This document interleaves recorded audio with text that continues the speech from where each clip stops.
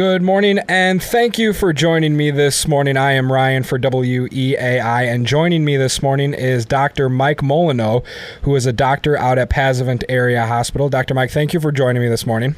Good morning, Ryan. Thanks for having me on your show.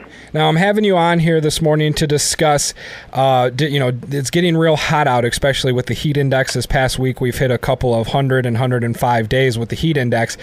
So first off, what should people do to kind of stay cool during this time, and what should they avoid doing for any sort of heat exhaustion or heat stroke? Well, Ryan, there's various tips that we could look at, and I think it's particularly important in this segment because here in Illinois we're particularly susceptible to this because the higher humidity is also a significant risk factor for heat-related illness.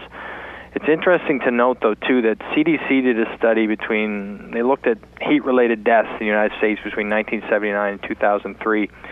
And what they found that during that time period, more people died from heat-related illness than hurricanes, lightning, tornadoes, floods, and earthquakes combined. So it is a significant problem. Common sense things that people can do. Obviously, the first one is you need to hydrate. You need to drink plenty of fluids. The best fluids to drink are water, and then in some cases you may do a sports type drink, or you may replace your body with some salts, that sort of thing. But generally, water is sufficient for anybody, and you need to drink more of it. If you're doing activity, you should be drinking at least a glass or two an hour.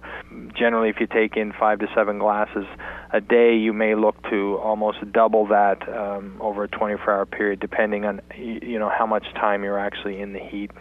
Getting to a cool area, air conditioning, if you have it, is very important. And actually, the incidence of heat-related deaths have decreased every decade, and they think a lot from 1960 to now, and they think a lot of that has to do with better infrastructure, more facilities with air conditioning, and air conditionings in the home. So that's actually one of the most important factors, is getting to a cool environment.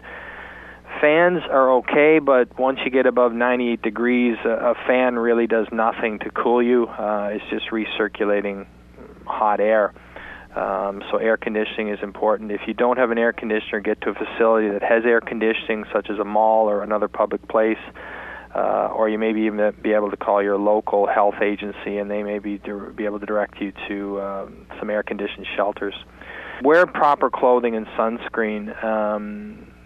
This seems, again, pretty self-explanatory, but it's important. You like to choose a lightweight, light-colored, loose-fitting clothing. You really want to cover up kids well. You want to wear a hat, something that's aerated. And for the sunscreen, you need what they call broad spectrum. So you need something that covers UVA and UVB.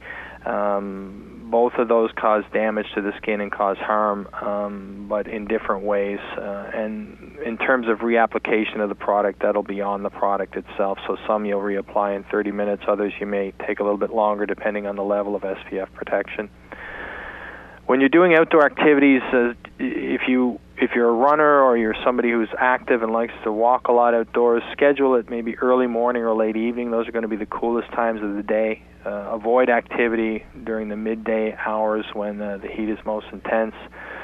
It's important to pace yourself as well. If you normally do a vigorous run every day, you may want to back off during the warm weather and see how you handle that level of activity.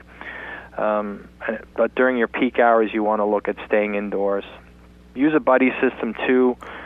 Have somebody with you if you have to be outside working all day, or if you know somebody that might be at risk, you may want to check on them. People that are particularly at risk are those at extremes of age, elderly patients, infants, children, and then other people, obviously, with a lot of medical conditions who may be on a lot of medications. These people aren't able to regulate their body temperature as well. You mentioned if you have to be outside for work or if you're out there doing activities, you might get overheated. What are some different signs of the different stages of maybe a heat stroke or heat exhaustion? Yeah, that's a good question, because it is a spectrum. I mean, to put it in terms that are relatively understandable, you're looking at something like heat stroke as one condition, heat exhaustion, heat cramps, and sunburn. So heat stroke is a very serious, life-threatening medical condition, okay? So if you recognize somebody with these symptoms, then you need to get them medical attention immediately. And what you're looking at is an extreme high body temperature, okay? Now, we get high body temperatures for other reasons, such as we have an infection. This is not that. This is high body temperature related to heat exposure.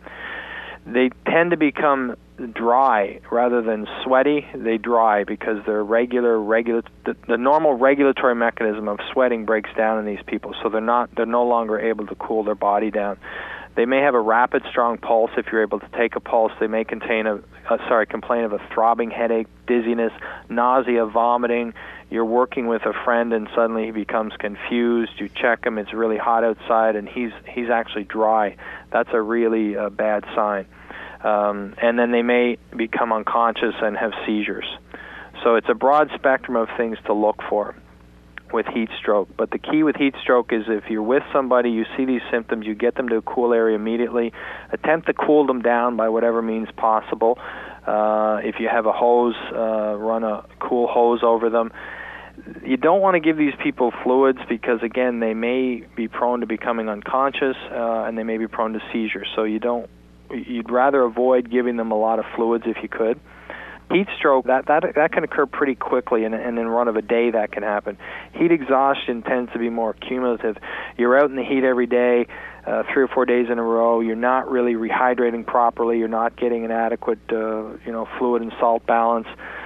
So these are the people that you may notice heavy sweating. They might have that moist, pale look to them, okay? So they're sweating, but they're pale. They might complain of muscle cramps, weakness, dizziness, headache, again, nausea, vomiting, tiredness, and they maybe have a fainting episode. These are people that are really high risk of going on to heat stroke if they're not treated properly. Again, you want to cool them down, have them rest in a shaded area, get them to an air-conditioned environment if you can, and then seek, call ambulance or seek medical attention. Heat cramps can happen during the day. You're out with your friends, you're playing golf. It's a really hot day. What you're going to notice is just cramping mainly in the legs, arms, and you'll get abdominal cramps, so you'll feel this abdominal muscle wall cramping.